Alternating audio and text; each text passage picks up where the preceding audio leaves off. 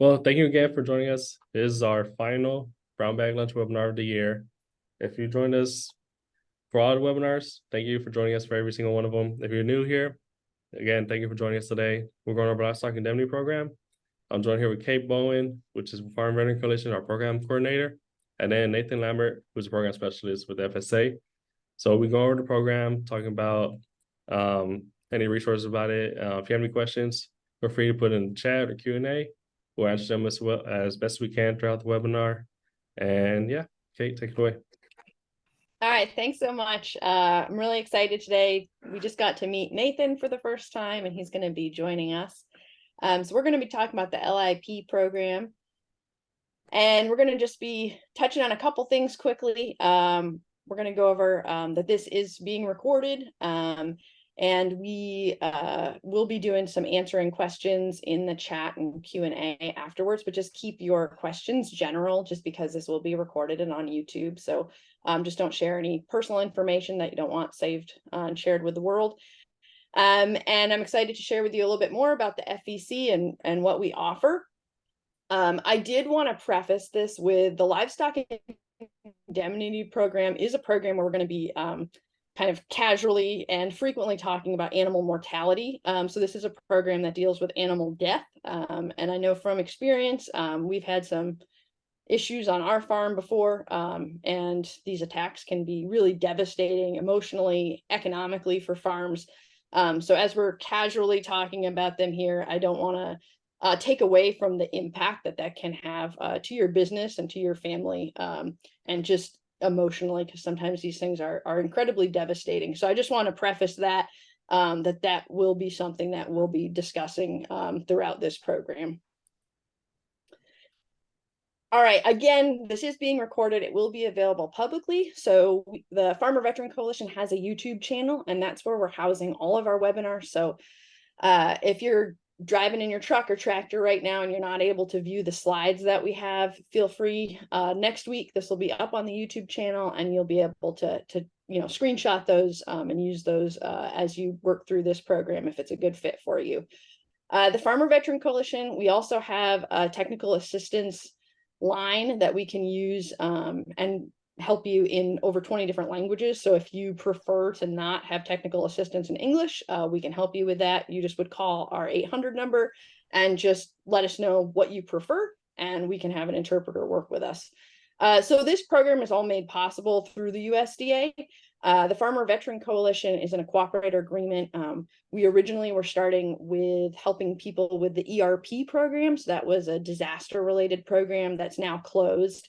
And hopefully there's going to be, it's going to start again for another season. But we've been working with ERP2, and part of our agreement was that when that program deadline closed, we would then do general FSA education and outreach. And that has helped us because we do a lot of member service work. We have a lot of our FVC members call us with questions that, their orchard has had a blight, or they've lost chickens, or they want to learn more about insurance programs, crop insurance programs. And we've been able to, thanks to this program, have some more training as a team. So what do we do at the Farmer Veteran Coalition? Well, we have membership that's open to people who have served in the armed forces and also people who support them. So even if you aren't a veteran yourself, maybe you're a spouse or you just support our veteran community, you could also join. There's no membership charge, and we offer quite a bit of benefits. We have our Homegrown by Heroes program, which is a labeling program. So it's to differentiate your product in the marketplace. So if you're at a farmer's market and there's half a dozen booths all selling pastured brown eggs, but you have that Homegrown by Heroes sticker on your egg carton, shoppers can know, if I buy from that farmer's market stand, I know I'm supporting a veteran-owned farm. We have state chapters throughout the US. They're not in every single state yet, but we are always excited about starting new state chapters. And if you're interested in that, please give us a call. It's all volunteer led. So it's exciting what chapters all do different sorts of things. They host their own webinars. They host their own apprenticeship programs. They host their own events.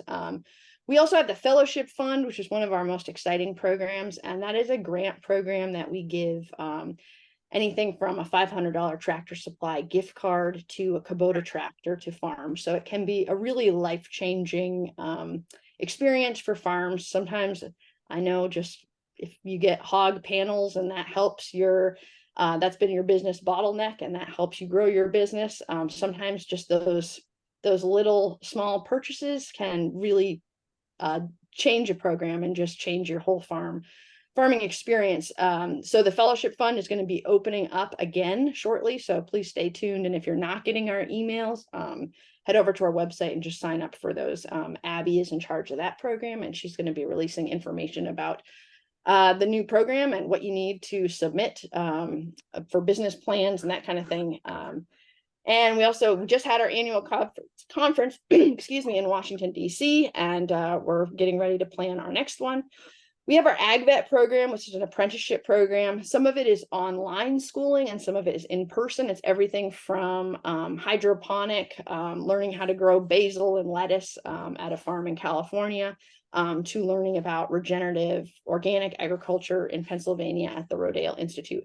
So if you're interested in any of those things, just head on over to our website. This lovely lady right here is our executive director, Jeanette Lombardo. So if you have any questions, she travels all over. You'll probably see her at an event, and please say hi. And if you have any questions, just let us know. So later on today, as I mentioned earlier, Flower Hill Institute, which is another organization that we've been working collaboratively with on this project, they're going to be offering office hours. So the office hours concept is that it's an hour of very informal time where you can bring your specific, often complex FSA questions or issues with that you've been struggling with, and or just any general questions about USDA FSA programming. And we're going to have FSA specialists there, and they can just answer your questions. So it's a really great time where you can get customized help from your phone or from your home without having to go into a USDA FSA office. As always, we're always here at our member services to offer technical assistance. And if we can't help you personally, we can find someone who can. So don't be a stranger. And if you're interested, please sign up for the Zoom Flower Hill office hours later today. All right, so we'll get going a little bit. So Nathan, how long have you been working with FSA? I started in 2006. I started as a trainee for a year down around Houston and Rosenberg. And then my first stop as a manager as a CED was in Denton. I was up there for about 3 years. And then I got to move a little closer to home, and I took over Coryell County. Coryell County, that's going to be Gatesville. Actually, my county had, I think, 100 and I serviced 197,000 acres of Fort Hood, where there were some grazing going on by the families, lineal descent that they were displaced by the Army base. So been around a lot of veterans. Got my utmost respect. My dad's a veteran. He was in the Army. Grandpa was in the Army. Other grandpas in the Navy. So it's a real honor to get to help y'all out, because y'all have helped the country so much. We live in a great country, no matter what you may hear. It's a wonderful place, and we owe so much of it to the veterans for protecting our way of life. So yeah, been around since 2006. And then I think 2020, I came on with a different division, the prize support division. But being, I'm from the area with a lot of row crops and cattle and stuff like that. This was more up, my speed. So I'm in charge of crop reporting and the LIT program, and then LFP, which is Livestock Forage Disaster Assistance Program, and ELAP. So those are my programs. Right now, temporarily do NAP, but sounds like we're just going to cover LIP today. So been doing that since March, although in the field, I did it my whole career. So that's kind of my background. Wow, that's great. Thank you. Mm-hmm. All right, so you want to give us just a little bit of the basic outline of what LIP programs are and what an indemnity program kind of looks like. Yeah, and like I told Kate and Diego, I'll probably read a lot of this, and read it fast and then just explain to you in layman's terms, because we want you to feel comfortable coming in our office. And the more comfortable I can make this, I think the more inviting it will be to actually go into an office, because we need y'all. We need farmers. We need ranchers. We need more, not less, because the more diversity we have in agriculture, so far as who is doing it, who's new, who's old, who's from this background, who's from that background, we need farmers. It doesn't matter what it is. We just need you. So want to make this inviting, and I don't want to get overly chatty because I can do that sometimes too. But so indemnity refers to the compensation provided to an individual or entity to cover losses or expenses incurred due to specified events or circumstances. And this program is going to offer financial assistance to you whenever you experience a death loss due to something that is an eligible cause of loss. So long story short, incredibly hot summer. Each state, now you're going to have to keep in mind, I know you're all over the country, and I'm in Texas. I'm the Texas specialist. Each state, this county committee is going to set your excessive heat thresholds, excessive cold. So depending on what your, I said county, I meant state committee. I have to sometimes remind myself, I'm not the county, I'm in the state. The state committee is going to set your excessive heat thresholds. Ours was 105 degrees. Did a cow die due to heat on a day that it turned 105 degrees? Yes. Okay. You're probably going to be eligible. You had to lose enough. We'll get more into that about normal mortality, but that's an eligible cause of loss. We met the state threshold. It's listed. Excessive heat is listed in the handbook as a eligible cause of loss. Same with excessive cold. Did we meet the threshold? Did something die in a flood, a lightning strike, something like that? So we're just going to offer you compensation to replace that animal. Okay, I'm good for the next slide. Do you want to dive into some of the changes that have happened? Because yes, I mean, it wasn't that long ago this press release came out from USDA.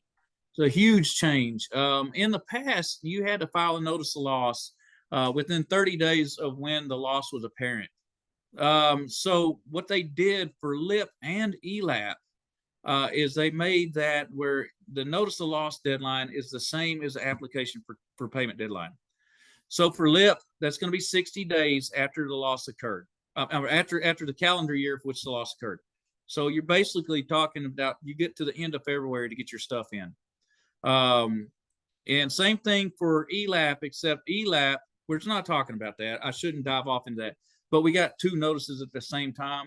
ELAP deadline for notice of loss is extended to the application for payment deadline also.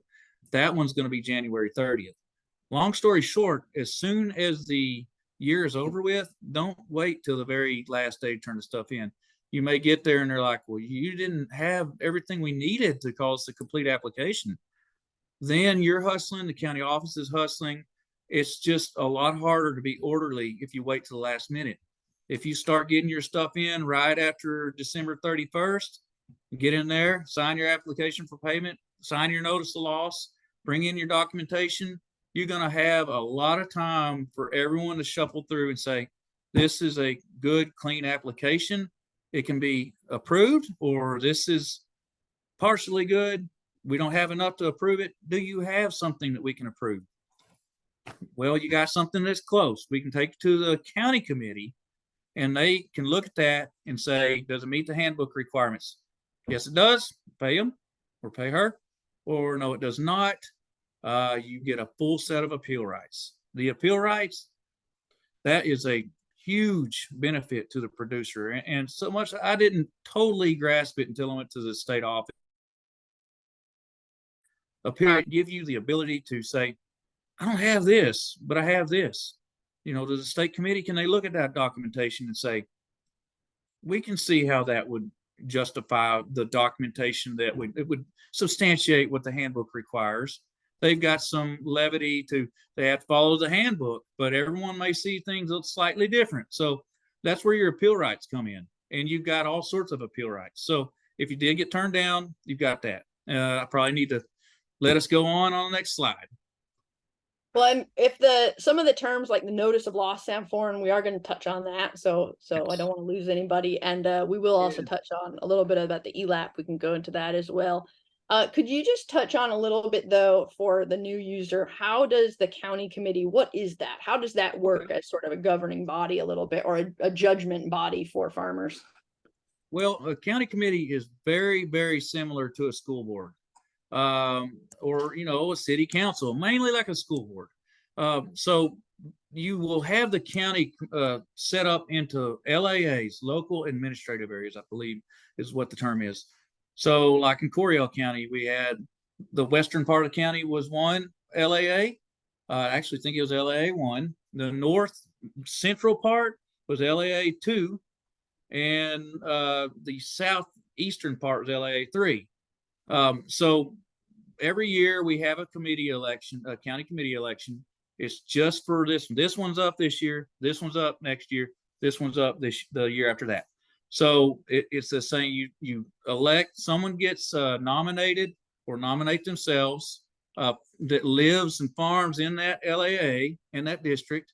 And then we have a normal election. The national office will send out ballots, and we'll have an election, and whoever wins is the representative for that local administrative area. So you'll have 3, maybe 5 sometimes. If there is a large population of a minority, a SDA group that's not represented, you'll have an advisor. So you may have 4. I can't attest to, I've been out of the county office a little bit, and I don't deal a lot with elections at this point anymore. So I can't promise you about whether the advisor has voting rights, but whenever I was there, they did not. But they were there to represent, like if you've got a large population, you need a woman on your board, and that would go with any socially disadvantaged group. So FSA tries very hard to be inclusive and make sure that everyone's represented. Awesome, thank you. Mm-hmm. Oh, I should. Yeah, here's what you touched on just a moment ago, so I'll let you go ahead with that. Yeah, I was going to say the county committee then is the approving official on these applications. They can delegate their approving authority to the CED, the county executive director, which is basically the manager. And if you hear PT, that's a program tech, and that's going to be program technician. They're going to be the ones that assist you at the counter most of the time. Okay, so we'll move on. Let's see, on the updates. FSA committees will review all notices of loss for both ELAP and LIP that were previously so this is saying the rule change where we extended the notice of loss deadline, that occurred maybe 2 weeks ago, a week or 2 ago, very recently. So if the county committee disapproved anything because the notice of loss was not timely, then they are required to go back and reevaluate those and make a new determination. That's what it's saying. So if anyone has submitted anything they think might fall in this, they need to contact their county office. And once someone is aware of it, then they're going to get another opportunity, for a new determination. That's what that slide is. Thank you. Mm-hmm. All right, and so this is kind of the part that you were just speaking about a little bit with ELAP. Do you want to just quickly, I mean, you don't have to go into detail on all these programs, but on a couple of them, like EQIP and ELAP might be of interest to some of the people watching today. EQIP is mainly conservation, brush clearing, terrace building, stuff like that. That actually is administered out of Natural Resource Conservation Service. CSP is the same thing. That is like you want to keep your grass a certain length. I think that's a lot to do with just conserving carbon, I shouldn't probably get into that, but it's just conservation, conserving the soil. You want to make sure that, I know a lot of that is for livestock operations. Do you agree to keep your grass a certain length? ELAP covers a multitude of things. It even covers honeybees and fish, but in Texas and probably most of the country, the biggest thing you're talking about right now is hauling hay in. When you reach a D2 drought for 8 consecutive weeks, or D3 or D4 drought at all, you're eligible for feed transportation. That's a huge program right now. And that is what was causing people trouble, not realizing that they're eligible and filing a notice of loss that was not timely.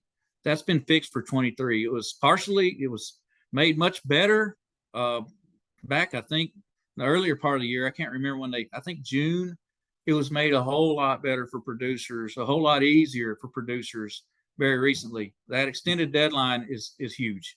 So if you got to haul hay in, see about it. Call your local office, see if you're eligible. I can't talk to REAP. I would imagine that is probably a rural development program. I used to administer FSFL. That's Farm Storage Facility Loan Programs.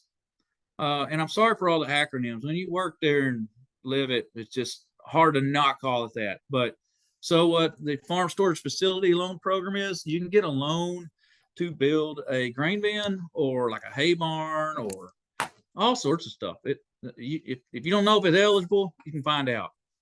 RMA is crop insurance. That's huge. If you got a substantial row cropping farm, or I don't know what all they cover. I'm very familiar with row cropping. But that is another agency within the USDA, and they do all the crop insurance. Great, thank you. You're welcome. All right, so yeah, so for this program, I think it's important to touch on what animals qualify for this and what doesn't. So I wanted to make sure that people know that, pets don't qualify. Anything that's like a rodeo or show animal or recreationally used animal, this is really geared towards animals that are used for production, which would generally be, I think, most of the time food production, but maybe fiber or some other like that. But generally you're thinking of animals that are meat producing or egg producing and for chickens. So do you want to touch on anything that you generally probably see a lot? I was going to say the cattle. I'm sorry, you cut out just a little bit. Oh, sorry. I was just going to say you probably generally see cattle mostly, I would think, in Texas. Lots of cattle, lots of sheep, lots of goats, some deer. So if it's a farming operation where the animal's being sold, so we got these deer pens here and they raise, trophy bucks or whatnot. They're farming them, they're selling them to a producer that's eligible. Even ostriches got listed here recently in the last year. So ostriches are, but for the most part, we're talking cows, sheep, goats. 90% of that is what we're looking at.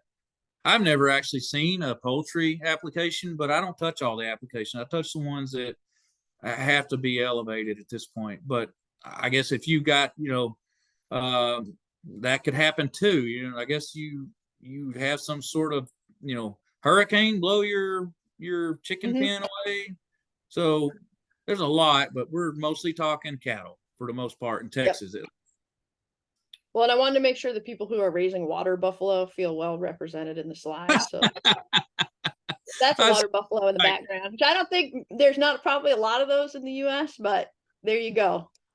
No, I've always wondered the same thing, to tell you the truth. So you want to head through the eligible livestock details. Probably nearly every one of y'all on this thing, on this call, or you're gonna own your livestock.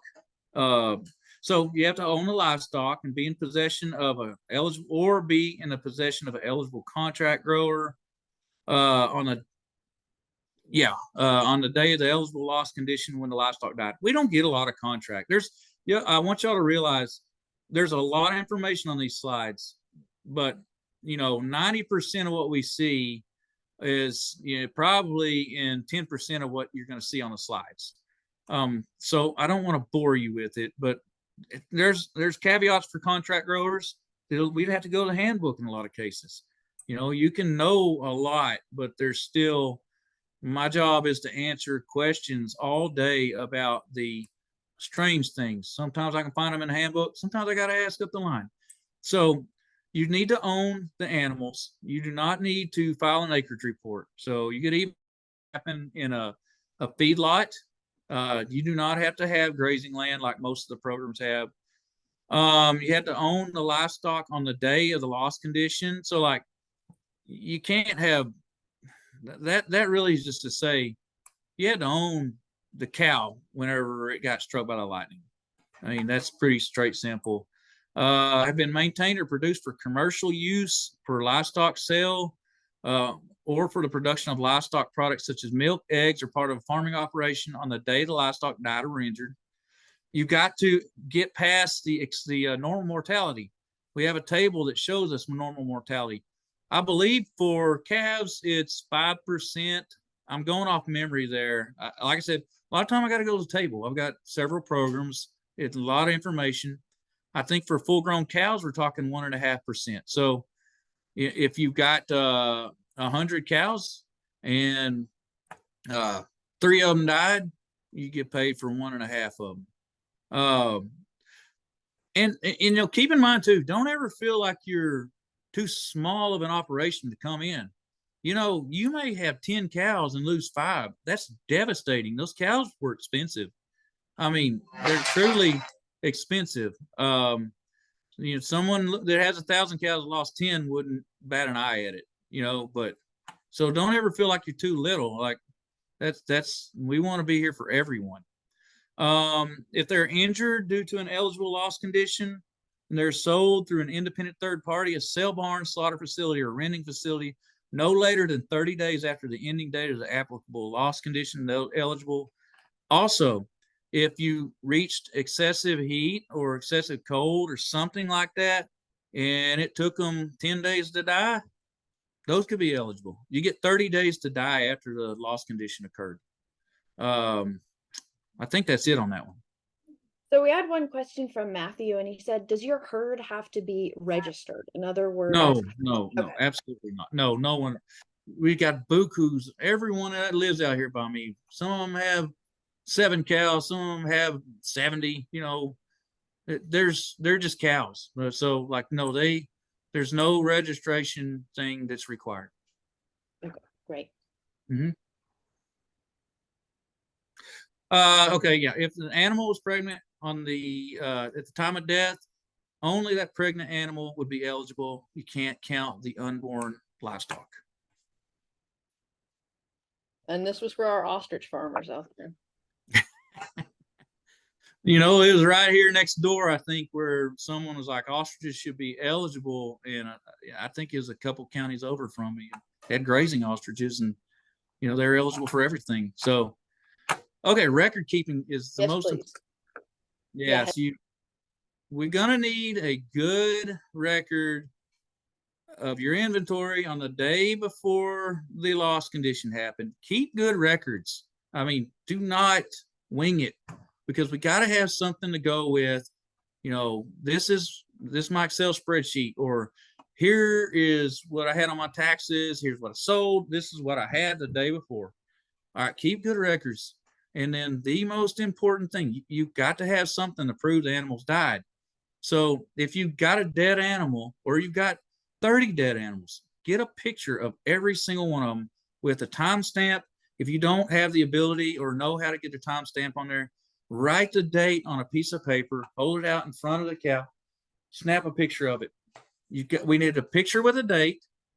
There's a lot of things, but I'm just going to keep it simple. Picture with a date, picture with a date. If not that, get a vet out there and do a vet certification. We have a form to do that. All you need to do is call your county office. I think it's 854, CCC 854. I'm sorry. We have so many form numbers. I might have to occasionally say, I think. I'm pretty sure that's what it is. Picture with a date or a vet certification.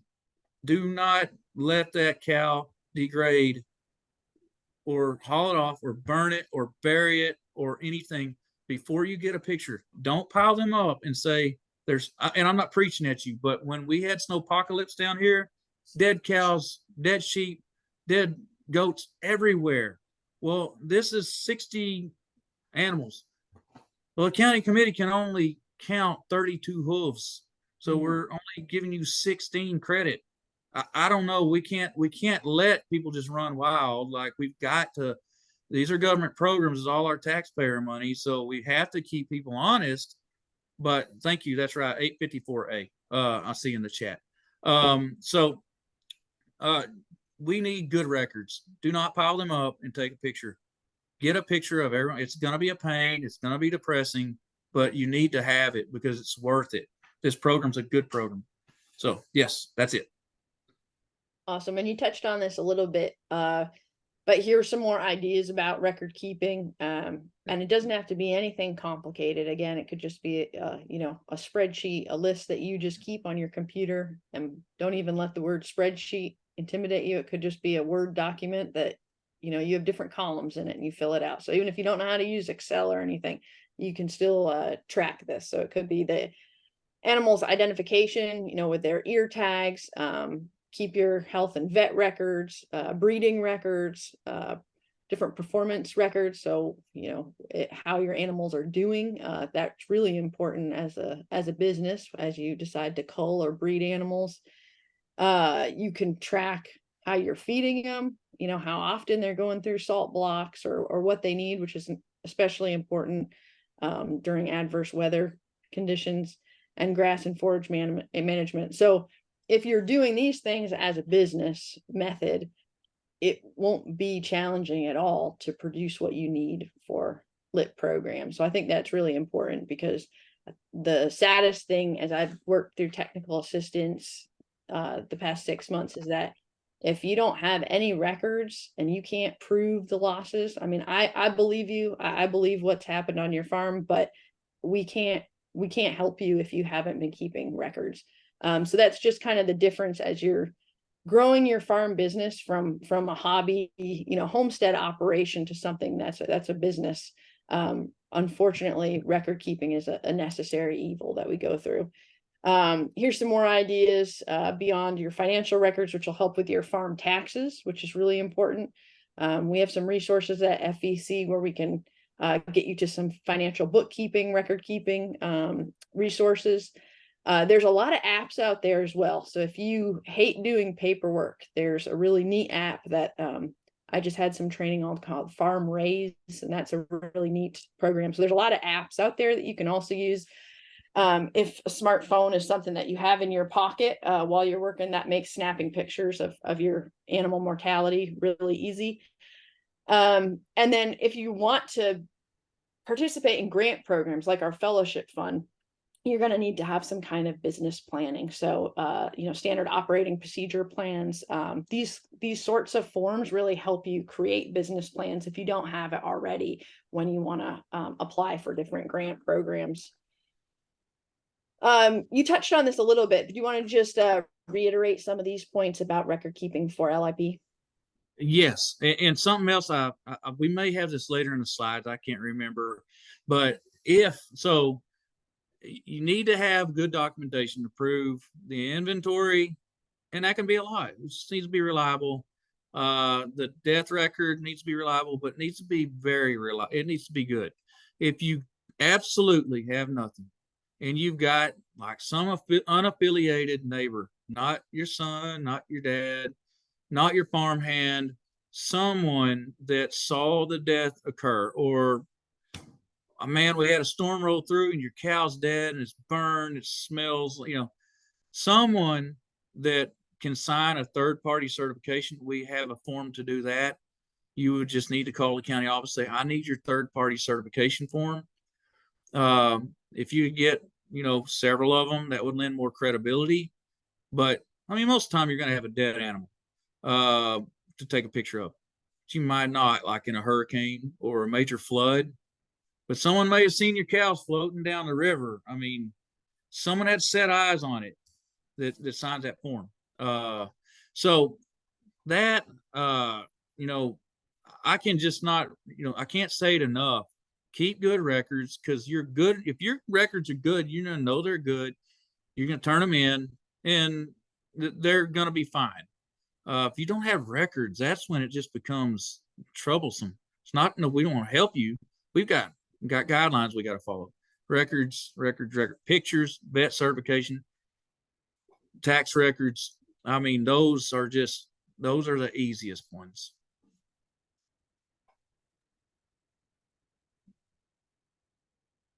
All right, and then this speaks a little bit about that CCC 852 a little bit. You want to touch on that form? Yeah, that's saying when the again, we have to have acceptable documentation of the deaths or injuries on that 852.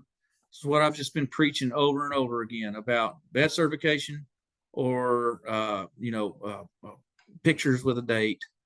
They've got to prove that the death occurred as a result of the loss condition, and not just because, like, well, it was hot out there, but well, you turned the water off on them. I mean, that doesn't count. Like, that's a management decision.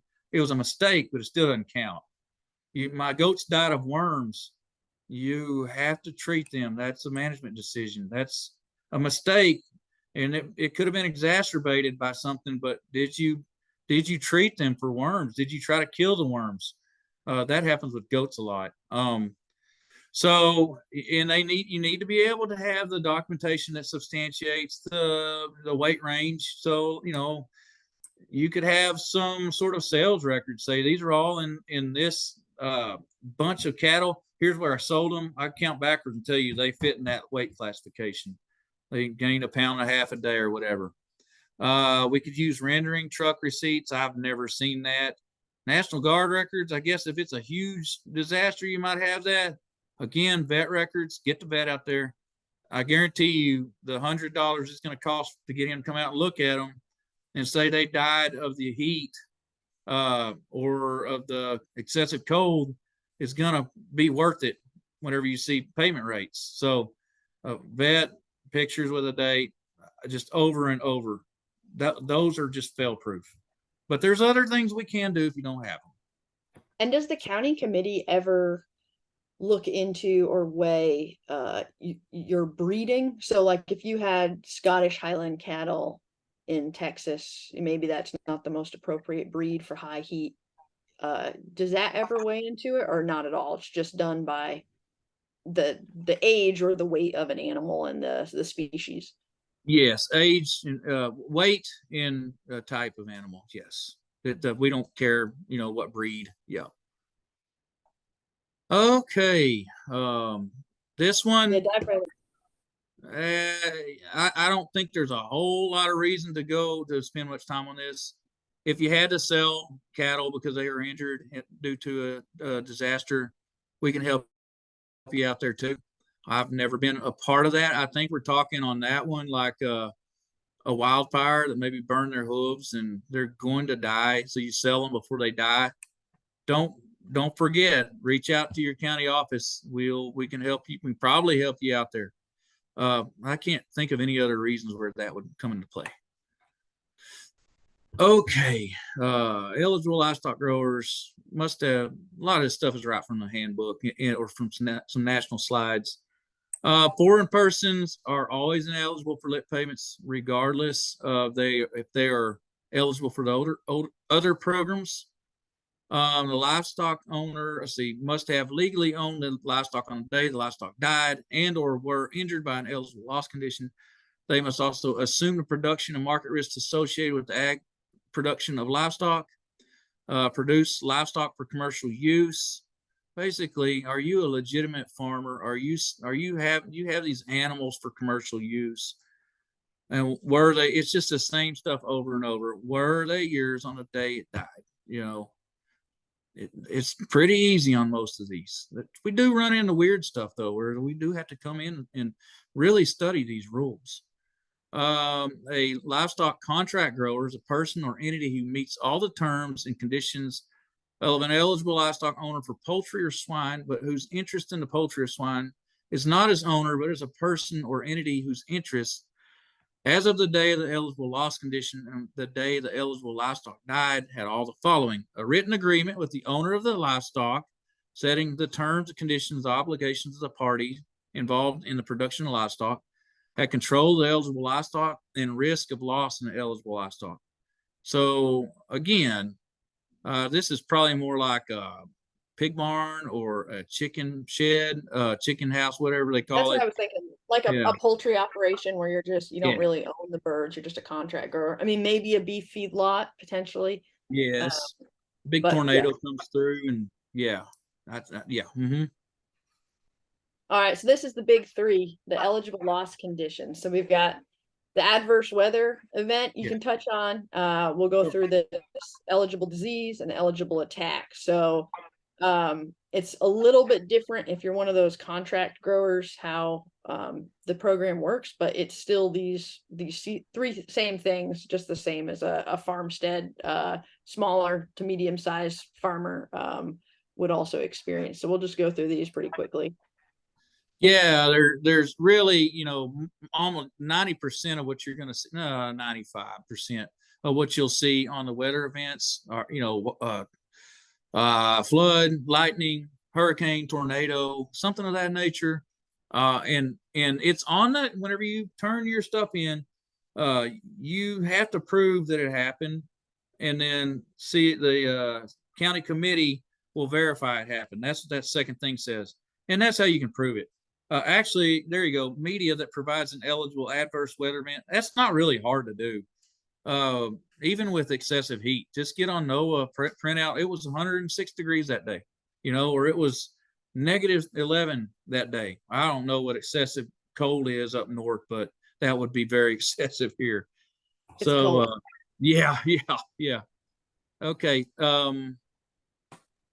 It just there's most of the big weather things, like I said, a winter storm. Yeah, that would usually volcanic eruption. That would be exciting. Yeah, rare, but hopefully nobody experiences that anytime soon. Yeah, that's right. Drought isn't eligible unless it's associated with anthrax, so it kind of takes us to the disease part. There's not a lot of diseases that are eligible. For deer, there's blue tongue, EHD. Let's see. I'm not overly familiar with a lot of these. I used to deal with the deer one all the time, EHD and blue tongue, because we had deer farms in Coryell County. Anthrax, I've never seen any of that. Cyanobacteria, larkspur poisoning, Mycoplasma bovis, and bison. You can see there's not many. Most of the diseases are not eligible. Just these few, and you're gonna have to be able to substantiate them. Vet's gonna have to, provide a test or something. So yeah, eligible attack. Yeah, that's important, because I think for a lot of us, we've had attacks with, wild dogs, coyotes, things like that. So that does not qualify for this program. Yes, that's going to be a real strange one too. The only one I've ever had, I can't give, a lot of information. I give you general information. Buzzards, caracaras, and bald eagles. Yeah, that's really, really tricky, because those you cannot kill. Do not kill a buzzard. You will get in big federal trouble. They're protected by, I forget the name of the Migratory Bird Act. Do not, they can be killing your animals. You need to call the game warden and check that out. You can get in serious trouble. But so if the animals are protected by federal law, such as all of those, you can get a picture of those animals attacking your animals. And a wolf, I don't know much about wolves. Coyotes, they don't even really mess with stuff around here, maybe except sheep or goats. But wolves, you just need to contact your local FSA office. We don't have wolves here, but I'm telling you, do not shoot buzzards or Mexican eagles, caracaras, whatever you call them, or there's a bald eagle. Do not shoot those. You will get in a lot of trouble. Not with us, but you'll feel like you are justified in doing it. But you still have to be very, very careful if you ever even think about that. So, and I'm not preaching to you. I know how much trouble you can get into and how tempting it is to fix the problem yourself. So. And then can you dive in a little bit into the payment piece? That's the piece that makes it worth doing all these hoops, jumping through all these hoops. Yes. 75% of the rate, so can you go to the thing we added? The table? Yes. Okay. I'm sorry it's not super clear. It's a little grainy. Sorry about that. It's all right. You can still see it pretty good. So 75% so for a bull in 2023, $1,512 times 75%. But remember, you got to exceed normal mortality. So if you had 100 animals and you only lost one bull, and your normal mortality rate's 1.5%. Wait, no. Here's something else you got to keep in mind that I forget sometimes. Bulls are a separate class from cows. So let's say a bull, 2 bulls for 100. I don't know how many bulls you need for 100 cows. I'm not a scientific expert on that. But if you had 2 bulls, and and you lost one, well, you exceed your 1.5 because you've lost 50% of your bulls. The cows, you got 100 cows and you lose, only one, you're not getting a payment. You lose 2, you're going to get paid on a half a cow.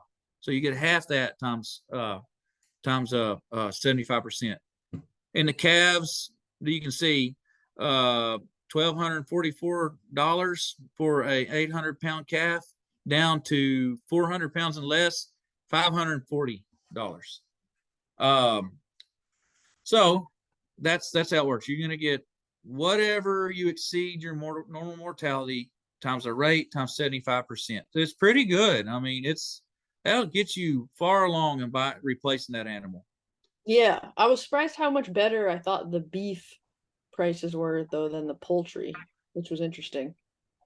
I mean, it replaces buying the chick, I guess, but the chick, 32 cents. You can't even buy a chick for that.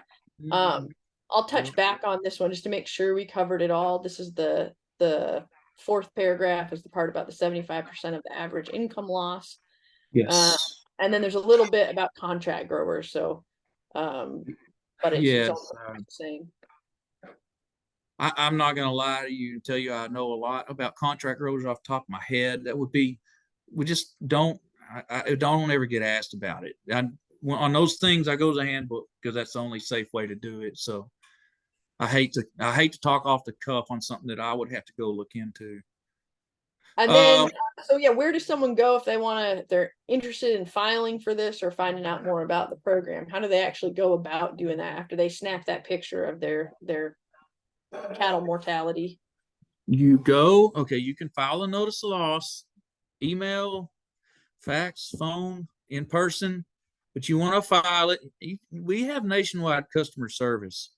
So you could call any county. I would just I myself, if it happened in McLennan County, call McLennan County, say, I want to do a notice of loss. I would go in and I'll either email or in person. Don't wait and file a notice of loss till the deadline. That's the new deadline. File it immediately. That way you're well informed of what all you need to gather and give.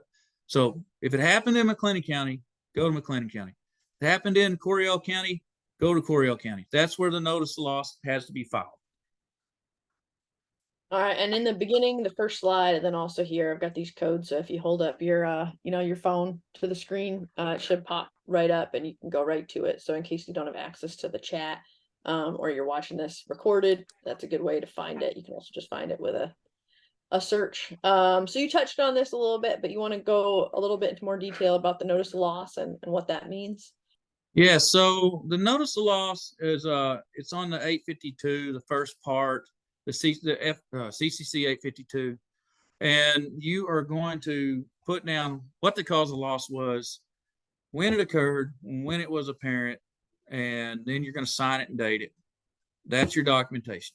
The county committee will then take that and say, yes, we agree, or no, it was only 100 degrees. It wasn't 106. Disapproved. You have to file an application for payment before you get true appeal rights.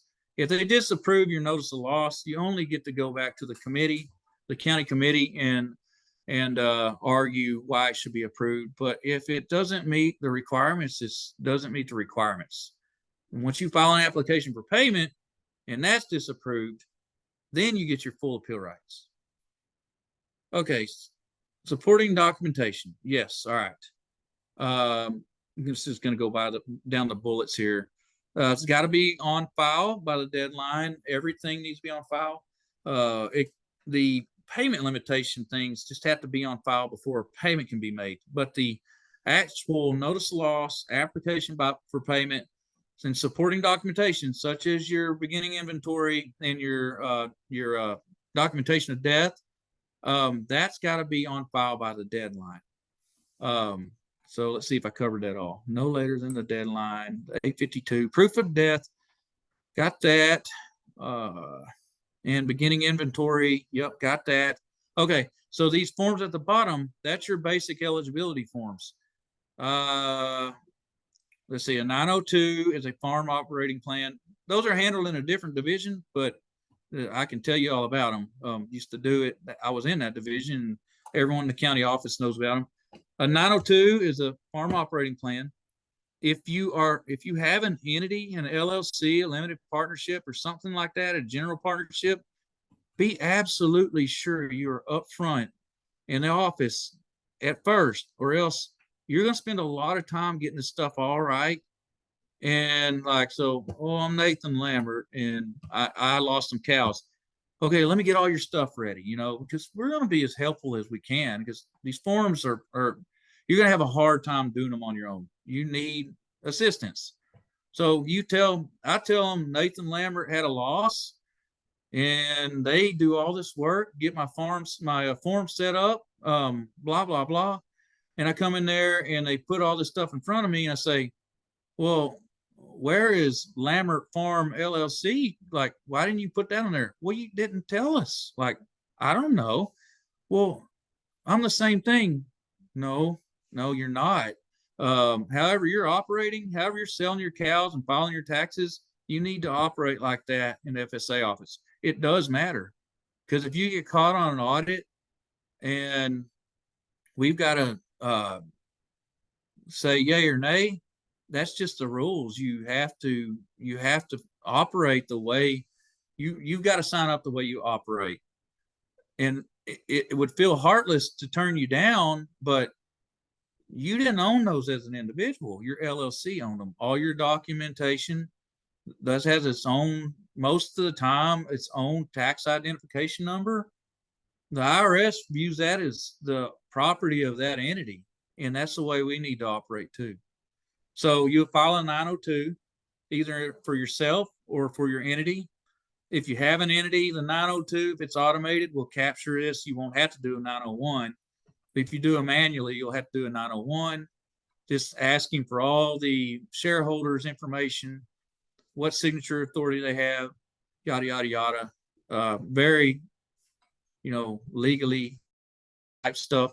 AD 1026 is you're going to attest that I'm not going to tear the land up. I'm not going to go out there and plow it up for the wind to blow the dirt away, for the soil to erode. No. That a lot of our purpose comes from, the Dust Bowl. We're very tied into conservation because that was such an awful thing. It just ruined so much of the farmland. That's part of it. That's why we want to make sure that you're agreeing you haven't messed up the land and you're not going to mess it up with AD 1026. And a 941 is saying that you make less than $900,000 a year. That's going to average, you're going to, for 2024, you will skip 23 and average 22, 21, and 20.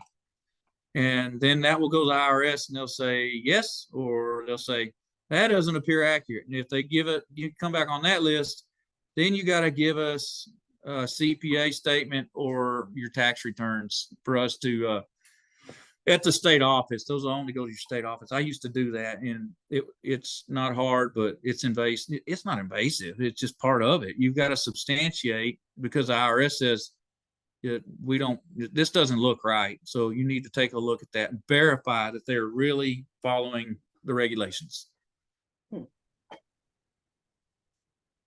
And one thing I didn't touch on was the common forms. Like if you're a beginning farmer veteran, that CCC 860, and we have a webinar that we did early this, I think it was in the summer, that's on that YouTube channel that might be helpful if you're just interested in getting some of the basics of those common forms. And we always encourage people to do the sort of two-part thing, to have the good record keeping and go to FSA ahead of the emergency and get those common forms figured out, so that when you call with cattle mortality, you're not starting from scratch, because it'll make the process a lot quicker and easier if you're already established at your local FSA office. So Diego, do you want to jump into some of our questions that we've got in the chat? Yes, so I believe we got one question. Let's see. I believe you mentioned earlier, Nathan, was there an app that you mentioned that you use? An I app? did. Yeah, I mentioned that Farm Raise app. So it's farm and then RAISE. And that's an interesting one for, I thought it was a really handy app for people that aren't super technical savvy like myself. So it's a great app. They have some demos on their website. But it's not only does it help you just track your feed costs and grain costs. I mean, I think it would probably work as well for a operation like Ryan's with strawberries and crops and things like that, but produce. But I've seen it used for livestock operations, and they also have a neat feature on that helps you find grants that you might qualify for your operation. So anyways, I think there's a lot of those coming out on the marketplace, and I'm always interested. So if you know of other agricultural producer apps, send them my way, because I always like looking into those and seeing, how we can make our devices work for us a little bit, since we're always on them. I think there was another question.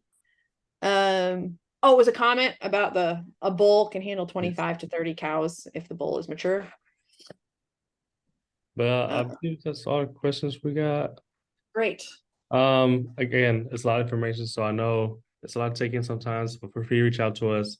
Again, it's being recorded, so it'll be on YouTube within the next week or so. Also, you can reach out to either me or Kate.